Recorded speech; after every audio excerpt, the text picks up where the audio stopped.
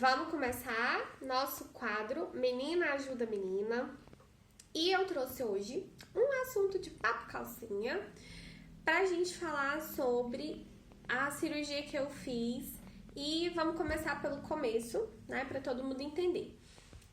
Em um exame de rotina, numa prevenção, que é o Papa Nicolau, eu descobri que eu tava com uma lesão. E aí, do Papa Nicolau, eu parti para uma colposcopia, que é um exame estilo Papa Nicolau, só que a médica ela utiliza uma lupa de aumento, então ela vai ver melhor ali o colo uterino.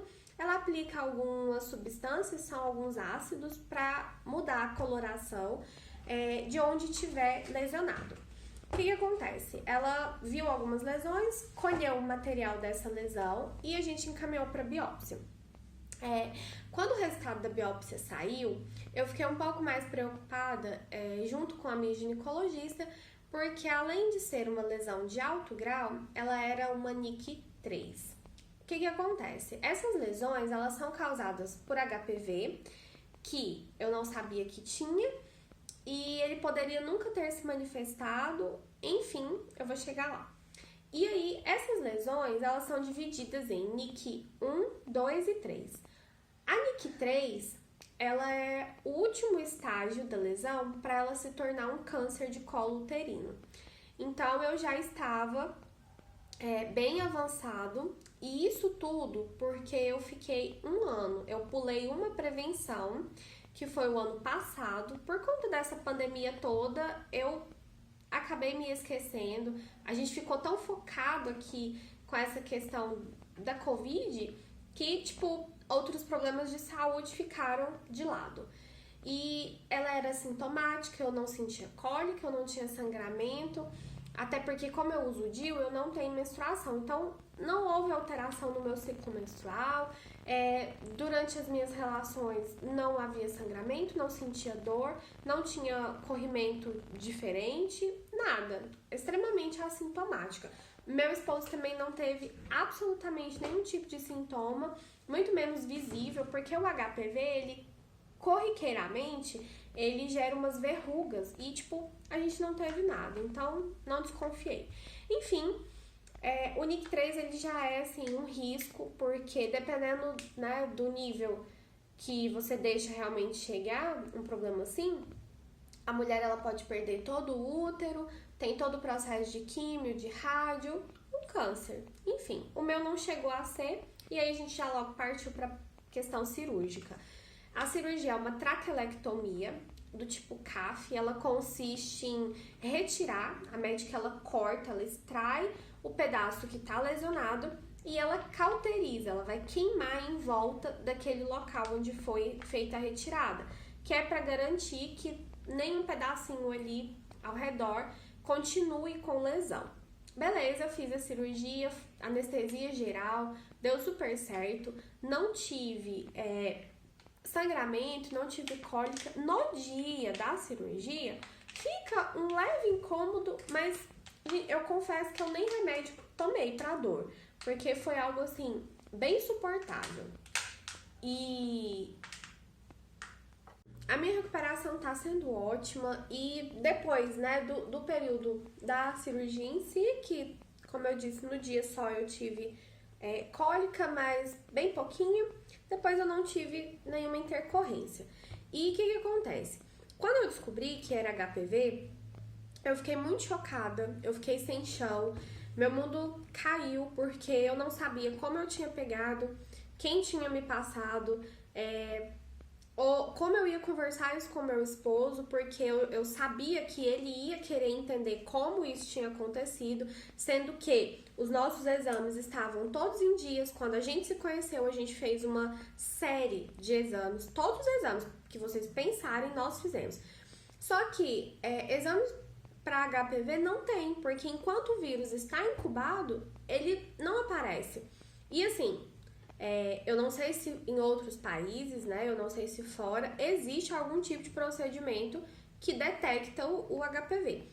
Pra mim, não foi informado que tinha, a minha médica disse não tinha como a gente saber, e ponto final no assunto. Beleza, eu cheguei em casa no dia, fui ler sobre o assunto, fui entender melhor como que funcionava e fui ficando tranquila à medida que eu fui conversando com a minha ginecologista e à medida que eu fui assistindo a algumas videoaulas, lendo e perguntando para algumas amigas que são médicas e que já tiveram HPV também. E aí eu fiquei um pouco mais segura de conversar com meu esposo e com a minha mãe. E foi tão interessante que quando eu contei para minha mãe, o mundo dela desabou, porque ela também achou que eu seria portadora de HPV o resto da minha vida, que eu não ia mais ter uma vida normal e que fosse tipo algo assim horrível, como se a minha vida tivesse acabado, sabe? E não é assim. É algo muito normal entre as mulheres, acontece demais e justamente pela falta de conhecimento. Então, assim, a minha intenção com esse vídeo é divulgar o máximo possível alguns esclarecimentos dentro da minha ignorância do assunto, porque eu não sou médica, eu não sou profissional da saúde, eu sou apenas uma paciente, uma vítima de HPV. Mas assim, é importante que você converse sobre isso com seu parceiro, esposo, namorado, enfim, com a sua família. Se você já tem filha ou filho, é importante conversar sobre as formas de prevenção, os cuidados básicos. Gente, por exemplo, o que mais me deixou assim estonteante quando eu descobri outras formas de transmissão do HPV foi o fato de que se você toca numa superfície contaminada ou usa uma toalha que já está contaminada, uma calcinha, né? Mocinha às vezes tem muito disso. Com prima, né? Compartilha peças íntimas. Gente, não faça isso. Bucha pra criança. Foi a primeira coisa que, assim, eu e minha mãe conversamos a respeito. Porque a minha irmã tem só 6 anos e, assim, a gente às vezes acha que tá tudo bem. Tipo, mãe, irmã, compartilhar algumas coisas. E, na verdade, não. Tem que ser tudo separado. A começar pela bucha e pela toalha, que já é. Mas agora a gente vai ficar mais criteriosa ainda. Ah, recebi uma visita. Eu, quando ia dormir em casa de parente, às vezes não tinha bucha. E eu achava ruim. Mas, gente, é mais do que óbvio. É uma coisa muito pessoal. Você não tem que ficar compartilhando essas coisas. E essas são formas de transmissão também. Então, ela é uma DST por ser mais comum ser transmitido através, né, da relação sexual. Mas não obrigatoriamente ela é apenas dessa forma que se transmite. Então, lembrando que outras DSTs também, principalmente pelo beijo, gente. Nossa! Então, é isso. Mas tá tudo bem, tá tudo certo, tudo esclarecido. O tratamento vai ser feito aí durante um período ainda. Tem vacina que não te deixa imune, mas te ajuda a não ter um agravamento, né, da doença, como foi o meu caso. E o meu caso foi, tipo, muito rápido, porque foi apenas 1 ano e dentro desse período eu quase tive um problema maior. Mas, graças a Deus, tudo foi feito a tempo. A medicina tá aí para isso, tem se desenvolvido para isso. E eu espero que com esse vídeo vocês possam se preocupar um pouco mais e buscar mais esclarecimentos. Não falhem com a saúde de vocês.